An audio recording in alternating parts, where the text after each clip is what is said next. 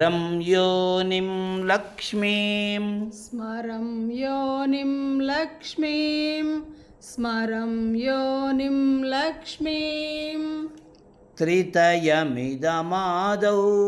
త్రితయమిదమాదౌ త్రితయమిదమాదౌ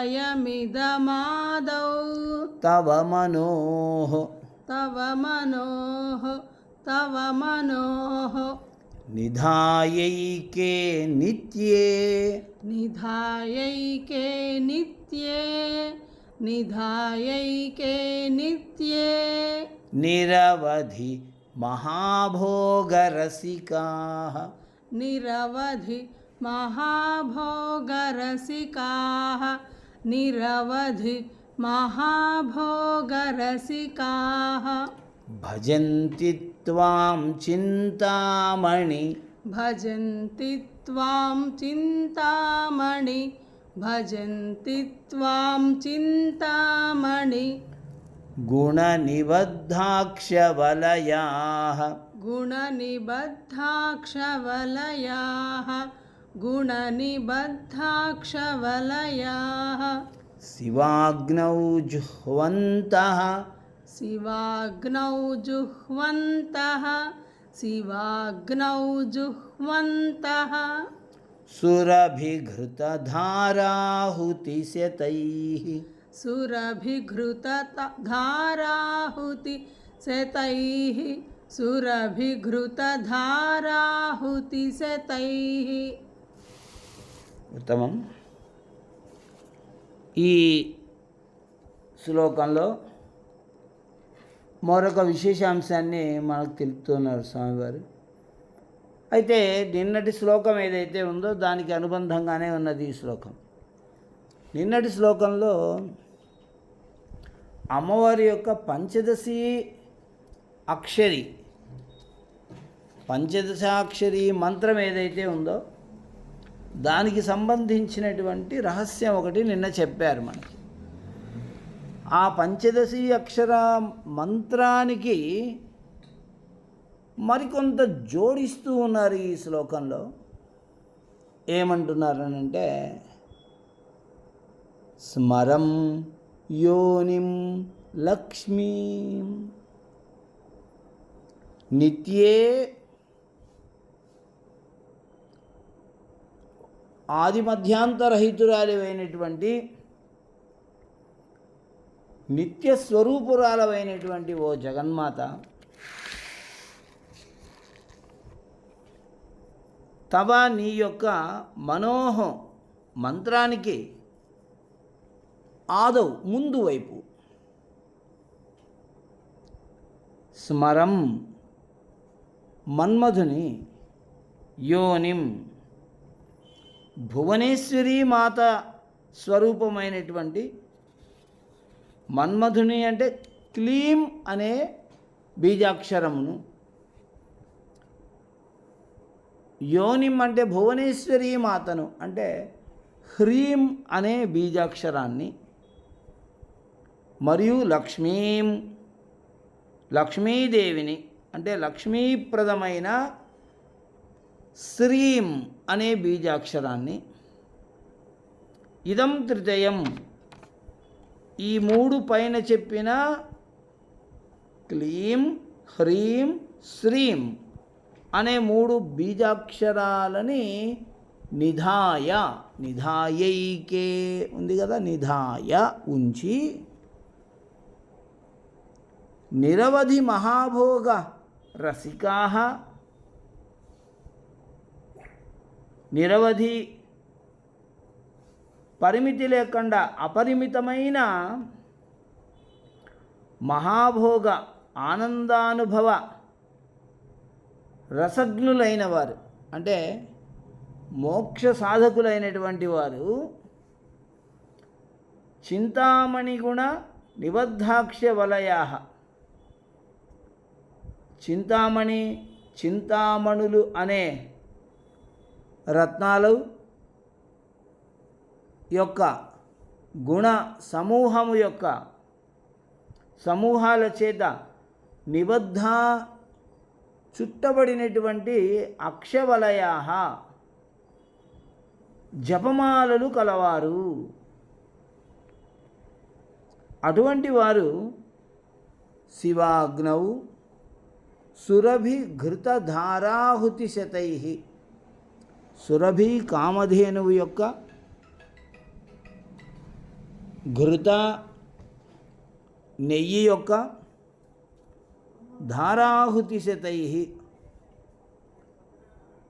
వందల ధారల చేత శివాగ్ని యందు జుహ్వంతః,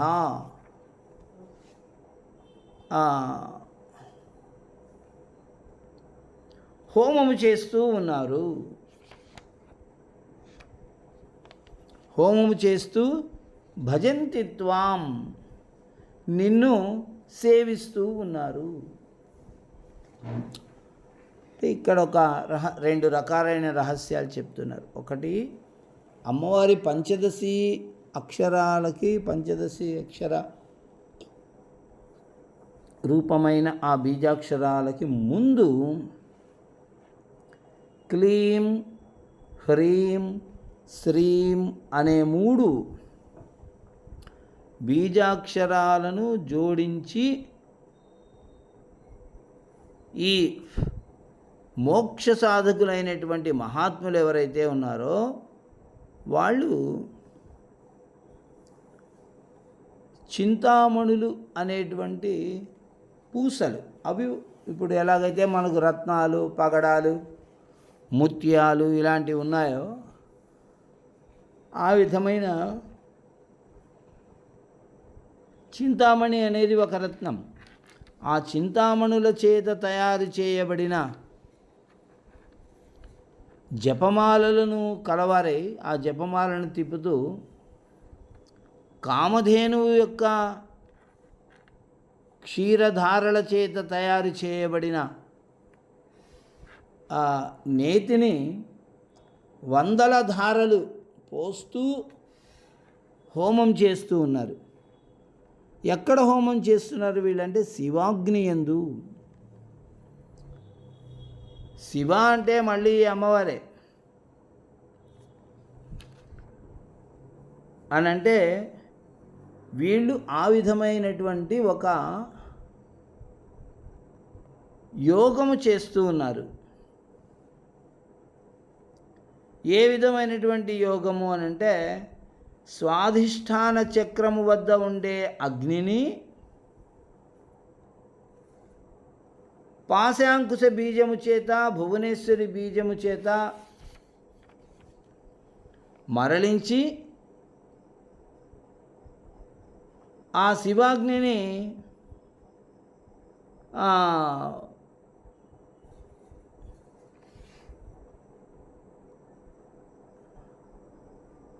ఆ శివాగ్నిలో వీళ్ళు హోమము చేస్తున్నారు. అంటే సాధకుని యొక్క వాసనాక్షయము, గత జన్మ వాసనలు ఏవైతే ఉంటాయో వాటన్నిటినీ అక్కడ వదిలేస్తూ ఉన్నారు అని అర్థం. మనం గతంలో చాలాసార్లు చెప్పుకున్నాం, అమ్మవారు కుండలిని రూపంలో ఉంటుంది. స్వాధిష్టానము దగ్గర జలకోశము ఉంటుంది, అగ్నికోశం ఉంటుంది, ఇలా ఒక్కొక్క చక్రం దగ్గర ఒక్కొక్క కోశం ఉంటుంది అని చెప్పుకున్నాం. అయితే సహస్రారంలో ఉన్నటువంటి అమ్మవారిని క్రిందకు దించి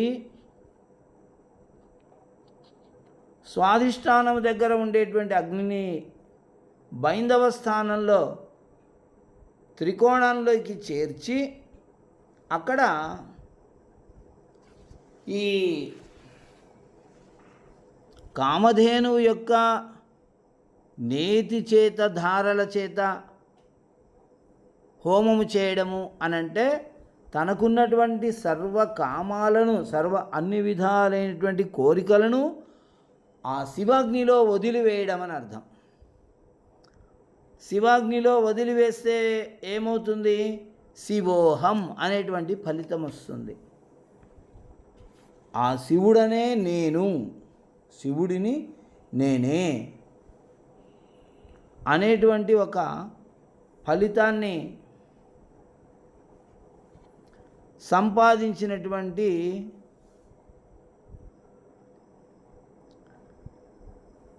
ఆ సాధకుడు ఒక పరమానందాన్ని పొందుతాడు. నేనే శివుణ్ణి అనే భావన ఎప్పుడైతే కలుగుతుందో అప్పుడు అతడికి నిత్యము ఆనందము, నిత్యానందమును అతడు ఎల్లప్పుడూ పొందేటువంటి అవకాశం ఉంది.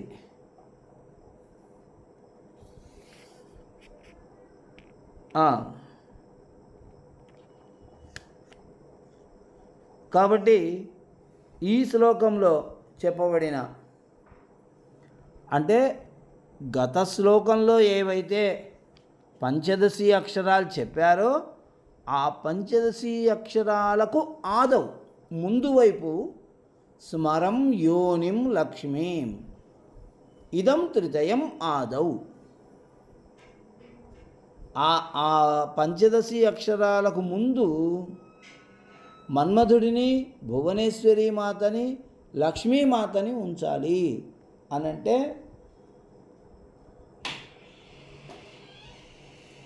మనం చెప్పుకున్నట్టు క్లీం, హ్రీం, శ్రీం అనే ఈ 3 బీజాక్షరాలను వాటి ముందుంచి సాధన చేయాలి.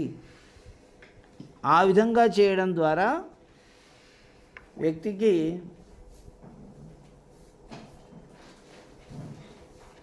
నేనే శివుడను అనేటువంటి భావన కలిగి అతడు పరమానందాన్ని పొందుతాడు అని ఈ శ్లోకంలో చెప్తున్నారు. దీనిని నిత్యము 1000 సార్లు జపం చేయాలి. 45 రోజులు అమ్మవారిని పూజిస్తూ అలా చేసినటువంటి వారికి అధిక ధనలాభం కలుగుతుందట. ఈ శ్లోకంలో స్మరం అంటూ మన్మథుడు అంటే లక్ష్మీదేవి యొక్క కుమారుడు గురించి, మరియు లక్ష్మీమణి లక్ష్మీదేవి గురించి, సురభిఘృతధారాసితై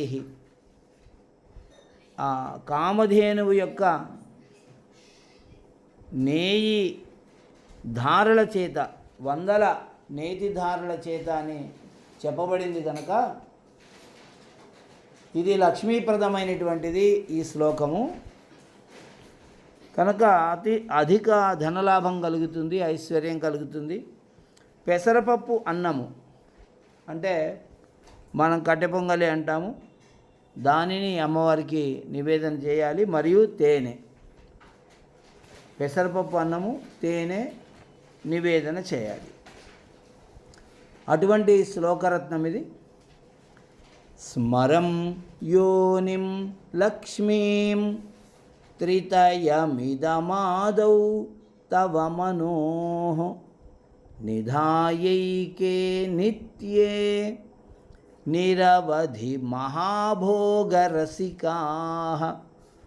భజంతి త్వాం చింతామణిగుణనిబద్ధాక్షవలయాః శివాగ్నౌ జుహ్వంతః సురభిఘృతధారాహుతిశతైః. శ్రీమాత్రే నమః.